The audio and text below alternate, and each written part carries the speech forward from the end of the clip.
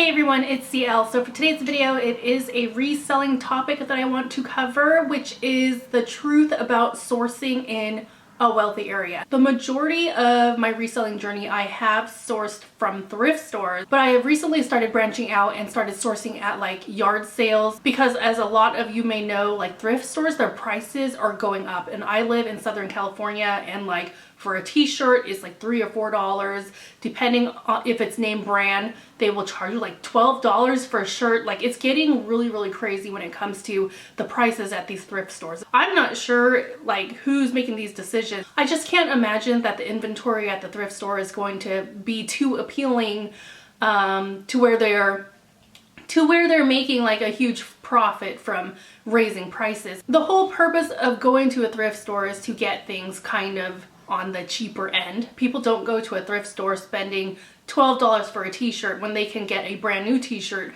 at the department store, you know?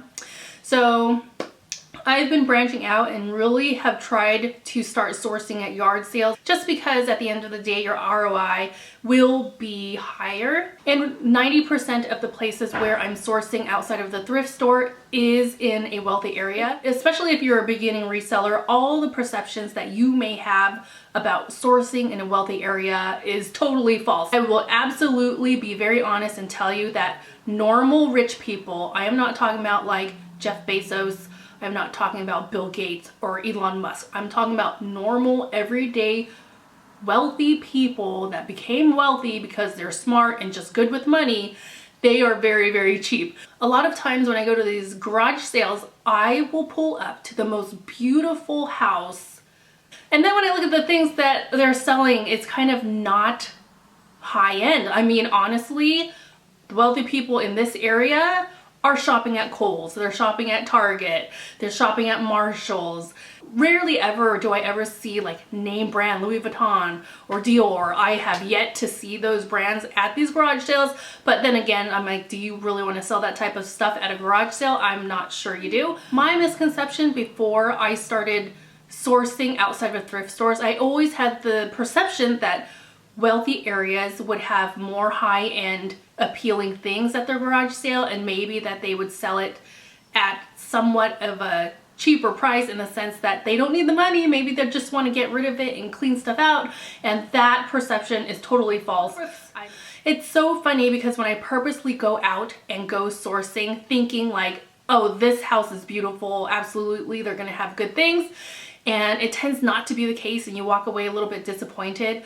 But at the same time, there are these little surprises. Like, I had a recent flip over an item that I found in our trash room. We have a trash room where you put your trash down the chute, and it's like a little room. And sometimes people are lazy and they don't want to go to like the thrift store, but they feel guilty like just throwing their clothes away. So a lot of times what someone will do, they'll just have like a bag, say a Nordstrom's bag. They'll put their clothes in there that they don't want, and they'll leave it in the trash room. They won't throw it down the chute. They'll leave it in the trash room knowing that somebody else will take it.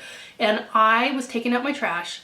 I had seen that someone had put a little bag with some t-shirts, and I was like, oh, let me just grab those and I'll just look through them.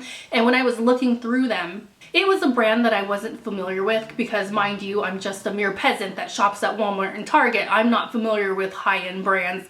But I can tell that the t-shirts were very good quality, because like, you can tell when you feel a t-shirt how soft it is, and you can just tell that it's higher end from your average like Walmart shirt, you know? When I looked up the brand, I was really surprised that it sold for how much it sold for, because the t-shirt itself looked like a very basic t-shirt, other than the fact that it felt like very nice quality. So I ended up listing the t-shirts that I found, and I immediately sold those shirts right away. So that was a huge win, and those are kind of the wins I receive on accident by living in a wealthier area. So you do get unexpected wins every once in a while. So 90% of the time you're in this wealthy area, you hit up the garage sales, you're not gonna find much. You're not gonna find anything special, but once in a while you do. So last weekend I must have hit up like 10 garage sales, and for the most part they were all not great, and a lot of them were overpricing their items. Like a book was like $5.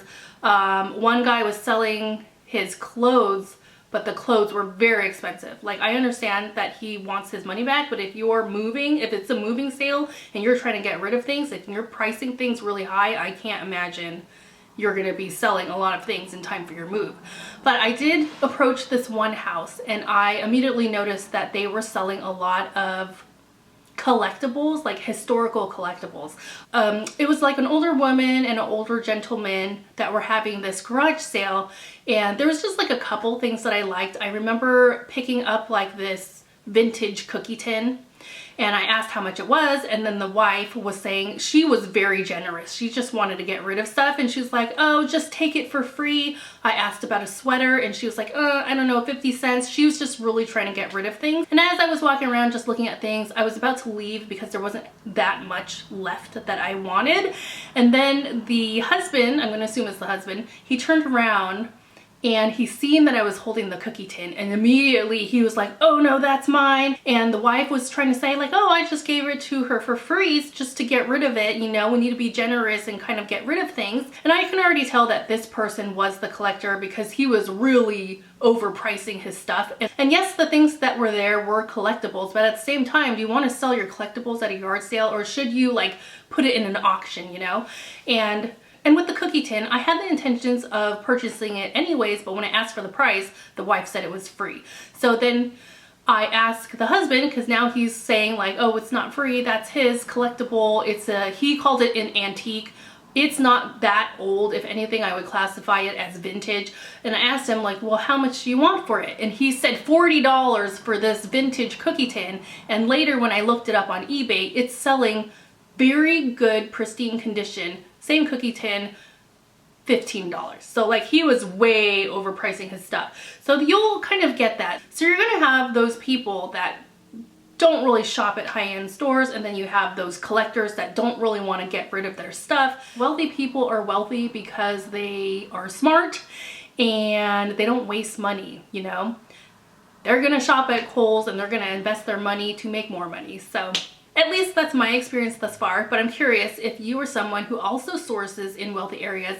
What is your experience? Maybe yours is a win all the time. For me, definitely not all the time, but the prices at garage sales in general are a lot better than sourcing at the thrift store. But you know how reselling is. It's just like sometimes you win, sometimes you don't. A lot of times you're just hoping for some sales. So that's the video for today. If you'd like to support the channel, please like and subscribe, leave a comment, and also check out the links below. All right, thank you for watching, and I'll see you later.